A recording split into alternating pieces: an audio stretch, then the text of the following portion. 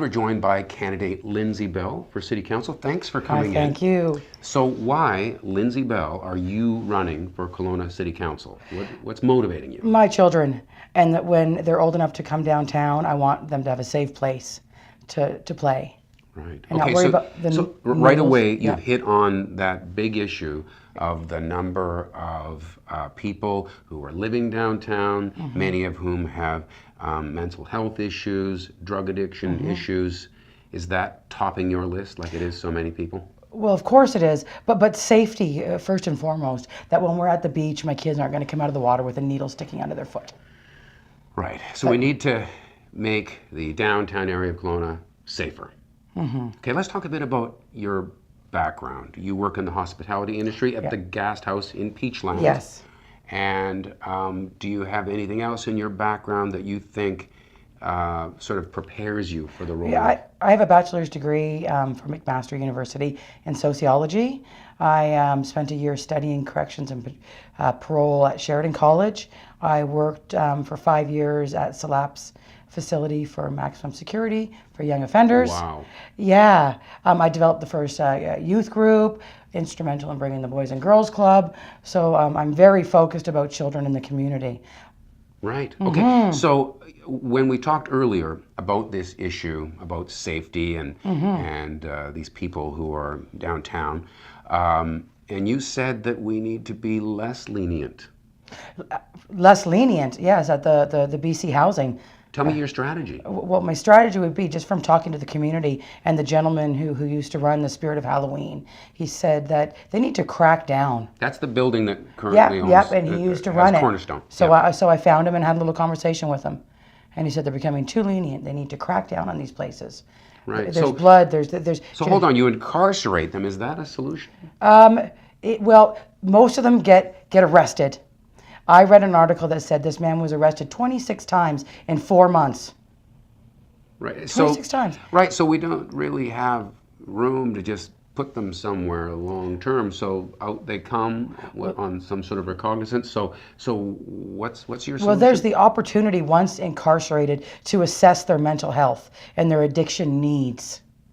Right. Rather than not and just throwing them back out in the street. So getting them incarcerated not as a punishment, but as an avenue towards getting their problems resolved? Incarceration would be their own doing. Right. Okay. But then once they're incarcerated, take a good look and say, well, Kelly Smith has been arrested for prostitution 85 times, right? And deal with those issues. Right. And turn our penal system into like a recovery mental health facilities. Okay, that starts to go beyond the scope of the city council, but you envision sort of an overhaul of our prison system. So I do. That's in the more future. A place to repair people rather than punish them. Yes, absolutely. Absolutely.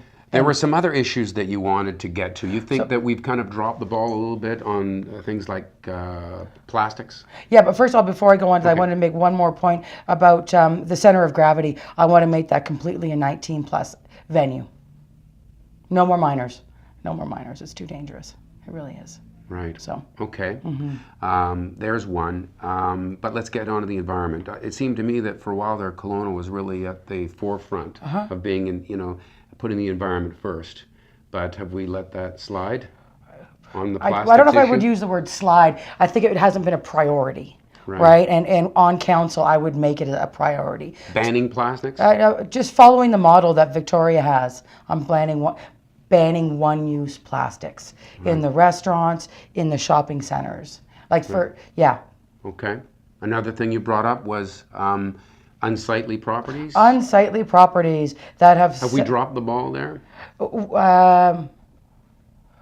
Not enough is being done. Right. I have one right across the street from Raymer Elementary School, and I've called about it, and it looks like a drug house.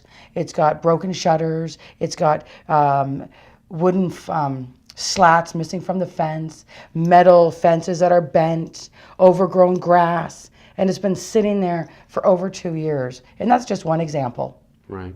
So if you were elected, what would you bring to council? You think what you've got is a different voice that really stands apart from some of the others? Well, Specifically for council, yeah, because I'm a single mother of two boys. I have experience. I sat on Peachland Council, so I have a term experience with due diligence and strategic planning and development. So I have that background. So I have the experience and I have the education Terrific. needed. All right. Well, thanks for coming Okay, in and thank telling us you. all about yourself. Good luck in the campaign. Thank you. And thank you for watching. Come on now.